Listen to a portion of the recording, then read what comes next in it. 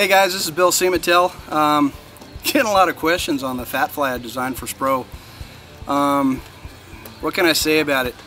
If you went out there and asked anybody, hey, you know, what is one tool that is capable of doing a lot of techniques?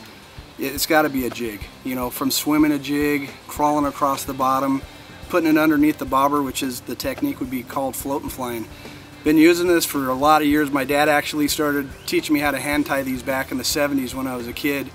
And the system and the technique really took off in the 90s with the Nickel brothers back in Tennessee. They put it back, you know, their time frame for there is, you know, under 50-degree water temperature and fishing for smallies.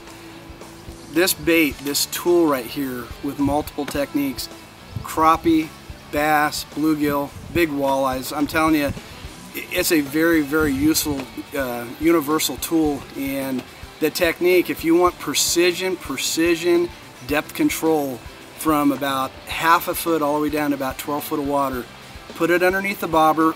There's pear-shaped bobbers you want to try.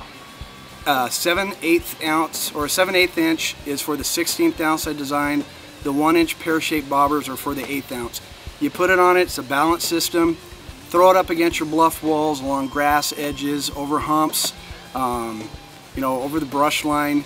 Pre-spawn, post-spawn, summertime fishing, wintertime fishing. It's a great technique for all kinds of species. So think about it. Sometimes when it gets really tough out there and the big fish, they don't want the big baits, you know, and I'm pigeonholed. You know, most people know me as the swim bait guru, and I don't claim that at all. I like to be one of the guys that think out of the box and fish for whatever is hitting.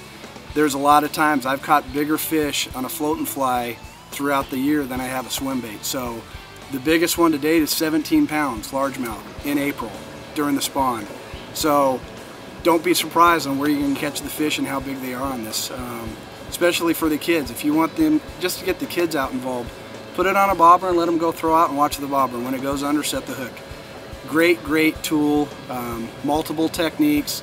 If you don't want to fish from that 0 to 12, take the bobber off, let this puppy go down in 50 foot of water and work across the bottom, and you're still going to catch some big fish. So keep your mind open, pick the right rod and reel system, light line, 4 to 6 pound test maximum line, and go to town, and you watch how many fish this little thing will bring in.